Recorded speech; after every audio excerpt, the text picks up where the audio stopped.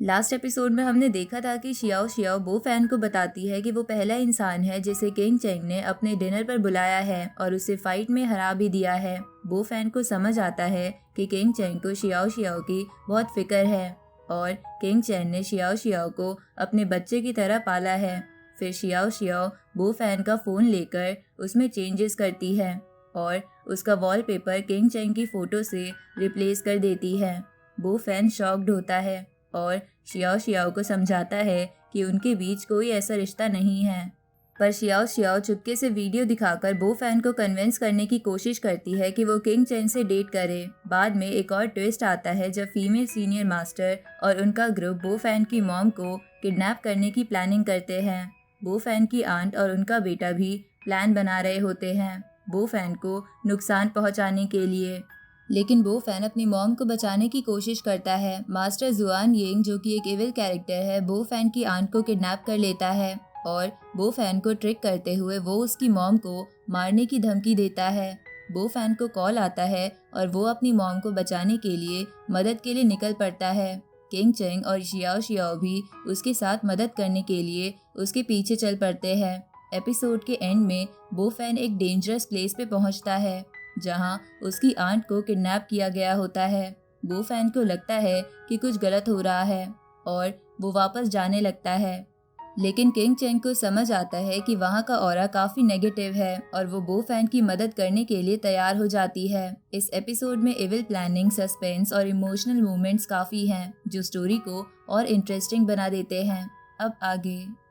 कहानी की शुरुआत में बो फैन मास्टर जुआन यिंग के पास पहुंच चुका होता है और उसे बताता है कि वो किसी और को किडनैप करके ले आए हैं क्योंकि वो बो फैन की मॉम नहीं है। ये सब कहकर बो फैन वहां से जाने ही वाला होता है कि तभी वो उस जगह के इविल ऑरा को महसूस करता है और वहीं रुक जाता है और वापस मास्टर जुआन यिंग से कहता है कि वो उनकी बात मानने के लिए तैयार है और वो लोग बो फैन की आंट को छोड़ने के लिए जो भी बोलेंगे बो फैन वो करने के लिए रेडी है। ये सुनकर मास्टर जुआन यिंग बो फैन से कहता है कि वो उसे ऑक्शन में खरीदा हुआ इविल वाज बॉटल दे दे। बो फैन मास्टर जुआन यिंग को वाज बॉटल निकाल कर दिखाता है और उससे पूछता है कि क्या मास्टर जुआन यिंग उसी वाज बॉटल की बात कर रहा है, जिस पर मास्टर जुआन यिंग बो फैन से कहता है कि वाज बॉटल देने से पहले उसे फीमेल सीनियर मास्टर की दी गई मेडिसिन पीनी पड़ेगी ताकि बो फैन में भी इविल एनर्जीज आ जाए। बो फैन मास्टर जुआन यिंग से मेडिसिन की बोतल ले लेता है और उसे खोलकर पीने लगता है, जिसे किंग चेंग बुशेस के पीछे से देख रही होती है और बो फैन को रोकने के लिए आ जाती है। लेकिन फिर वो समझ जाती है कि बो फैन सब लोगों के लिए सिर्फ एक ट्रैप क्रिएट कर रहा है। ये सोचकर किंग चेंग वापस बुशेस के पीछे छुप जाती है।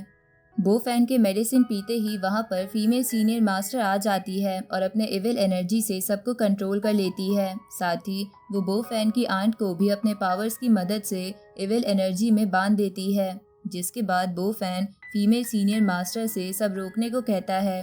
और वाज बॉटल निकाल कर बो फैन फीमेल सीनियर मास्टर की तरफ फेंकता है। लेकिन फीमेल सीनियर मास्टर के कैच करने से पहले ही बो फैन पीछे से जाकर फीमेल सीनियर मास्टर पर अटैक कर देता है, जिसे देखकर फीमेल सीनियर मास्टर शॉक्ड हो जाती है और बो फैन से कहती है कि मेडिसिन पीने के बाद भी उसकी पावर्स कैसे काम कर रही है। जिस पर बो फैन फीमेल सीनियर मास्टर को बताता है कि जब मास्टर जुआन यिंग ने बो फैन को मेडिसिन की बोतल दी थी तब वो खाली थी क्योंकि मास्टर जुआन यिंग ने सारी मेडिसिन बो फैन की आंट और उनके बेटे को पिला दी थी और इसी वजह से बो फैन पर मेडिसिन का कोई असर नहीं हुआ। ये सुनकर मास्टर जुआन यिंग और फीमेल सीनियर मास्टर दोनों ही काफ़ी गुस्से में आ जाते हैं और एक साथ बो फैन पर अटैक करने जाते हैं कि तभी वहां बो फैन की हेल्प करने किंग चेंग आ जाती है और मास्टर जुआन यिंग और उसके गून के किए हुए अटैक को रोकने लगती है। दूसरी तरफ बो फैन फीमेल सीनियर मास्टर के अटैक को रोकता है। किंग चेंग को वहां देखकर फीमेल सीनियर मास्टर काफ़ी गुस्से में आ जाती है क्योंकि अभी तक बो फैन अकेले उन सबसे फाइट कर रहा था, फिर भी वो लोग बो फैन को नहीं हरा पा रहे थे और अब किंग चेंग के आने के बाद फीमेल सीनियर मास्टर के लिए बो फैन को हराना और भी मुश्किल हो गया था। ये सोचकर फीमेल सीनियर मास्टर अपने इविल एनर्जीज एक्टिवेट करती है, जिसके कारण मास्टर जुआन यिंग और उसका गून दोबारा किंग चेंग पर अटैक करने आते हैं। लेकिन किंग चेंग वापस उनके अटैक को रोक देती है, लेकिन मास्टर जुआन यिंग फिर भी हार नहीं मानता। ये देखकर बो फैन फीमेल सीनियर मास्टर की तरफ उस पर अटैक करने आता है और फीमेल सीनियर मास्टर पर कॉन्टिन्यूसली नीडल अटैक करने लगता है, जिसे फीमेल सीनियर मास्टर बचते हुए अपनी पोजीशन चेंज कर देती है। वहीं दूसरी तरफ किंग चेंग और मास्टर जुआन यिंग के बीच मार्शल आर्ट्स फाइट चल रही होती है, लेकिन फीमेल सीनियर मास्टर की इविल एनर्जी की वजह से मास्टर जुआन यिंग किंग चेंग के अटैक को रोक देता है और उस पर अटैक करने की कोशिश करता है कि तभी वहां बो फैन आ जाता है और अपने पावर से मास्टर जुआन यिंग पर मैजिक थ्रेड्स का यूज़ करता है, जिसके बाद किंग चेंग मास्टर जुआन यिंग पर अपने किक से अटैक करती है और मास्टर जुआन यिंग वहीं गिर जाता है। किंग चेंग के अटैक करने के बाद ही वो नोटिस करती है कि उसके आसपास एक इविल एनर्जीज का सर्कल बन गया है, जो कि सीनियर फीमेल मास्टर ने बनाया होता है। और वो फैन भी दूर से फाइट करते हुए नोटिस करता है कि किंग चेंग के अराउंड इविल एनर्जीज का सर्कल बना हुआ है। कुछ देर बाद female senior master spirit energy में कन्वर्ट होकर किंग चेंग की बॉडी में एंटर कर जाती है। बो फैन इन सब चीज़ों को नोटिस करता है और रोकने की कोशिश करता है, जिसके लिए बो फैन फीमेल सीनियर मास्टर की तरफ मैजिक नीडल्स फेंकता है, लेकिन बो फैन किंग चेंग को बचा पाता इससे पहले ही उसके अंदर इविल स्पिरिट एंटर कर जाती है। जिसके बाद किंग चेंग बो फैन के पास आती है और उसे फीमेल सीनियर मास्टर जैसी ही बातें करने लगती है और उसे चैलेंज करने लगती है कि वो अब उसका कुछ नहीं बिगाड़ सकता। साथ ही वो बो फैन को ऑफर करने लगती है कि वो फीमेल सीनियर मास्टर का सेक्ट ज्वाइन कर ले।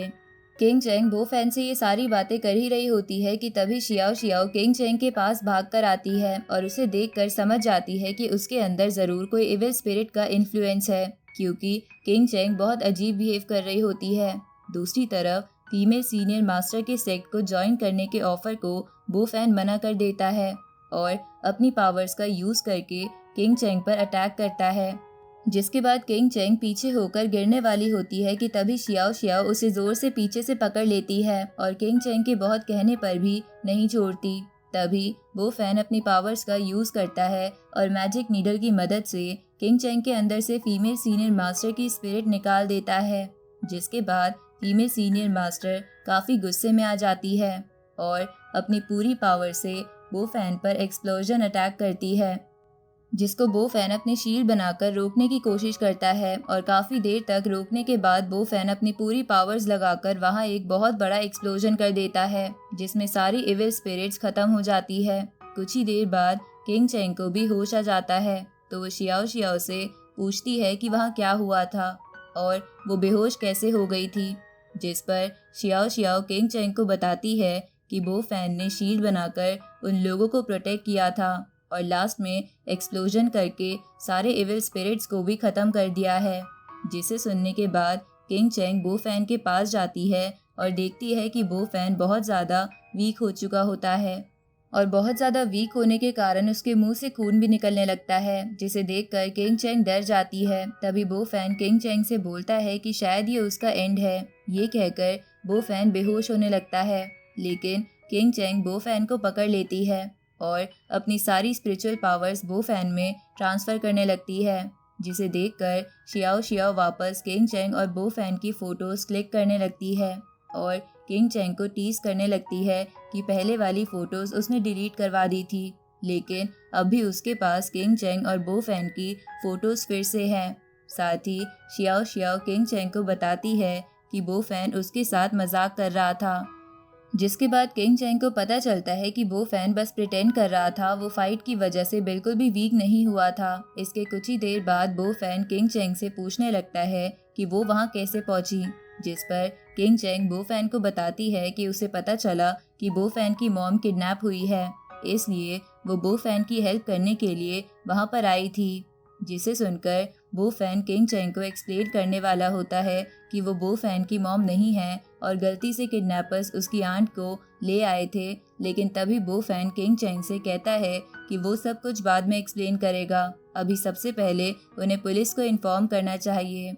ये कहकर बो फैन पुलिस को कॉल कर देता है और कुछ ही देर बाद ही वहाँ अपनी पुलिस टीम के साथ पहुँच जाती है। ही की पुलिस टीम उस जगह को अच्छे से इन्वेस्टिगेट कर रही होती है। तभी वो बो फैन और किंग चेंग के पास आकर पूछताछ करने लगती है और किंग चेंग से पूछती है कि वो बो फैन को कैसे जानती है, जिस पर शियाओ शियाओ किंग चैंग को टीज करने लगती है, लेकिन किंग चैंग उसे चुप करवा देती है और वहां से जाने को कहती है। जिसके बाद शियाओ शियाओ बो फैन के साथ वहां से चली जाती है। जिसके बाद वापस ही किंग चैंग से पूछती है कि वो बो फैन को कैसे जानती है और उस जगह पर क्या कर रही है।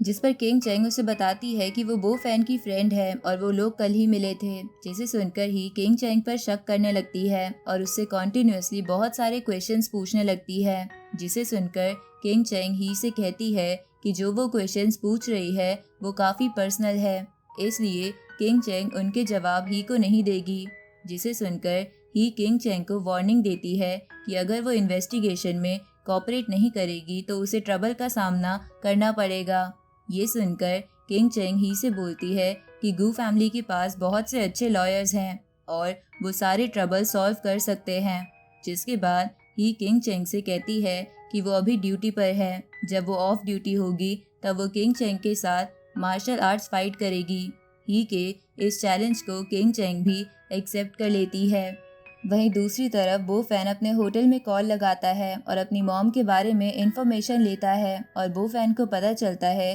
कि उसकी मॉम सेफ है और होटल में ही है। जिसके बाद बो फैन थोड़ा रिलैक्स फील करता है और फ़ोन काटकर किंग चैंग और ही की तरफ आता है। कुछ ही देर में ही की पुलिस टीम उसके पास आती है और उसे इन्वेस्टिगेशन की रिपोर्ट देती है। जिसे सुनने के बाद ही उन सबको ऑर्डर देती है कि वो लोग पैकअप करके वहाँ से चले जाएं और ही की कार को वहीं छोड़ दे और वो अपना काम खत्म करके खुद से वापस आ जाएगी। पुलिस टीम ही के ऑर्डर्स को फॉलो करती है और वहाँ से चली जाती है।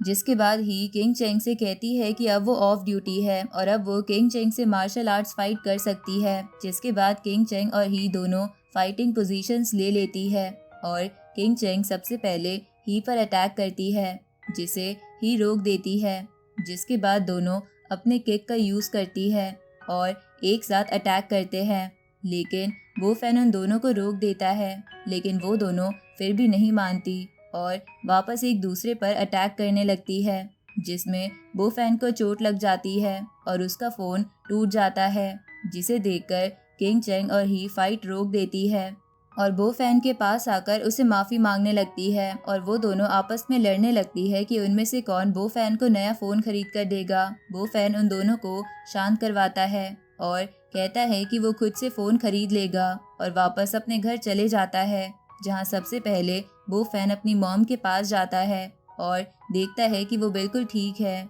बो फैन की मॉम काफ़ी उदास होती है और बो फैन के वहाँ आते ही वो बो फैन से कहती है कि पुलिस ऑफिसर वैंग ने उन्हें सारी सिचुएशन बता दी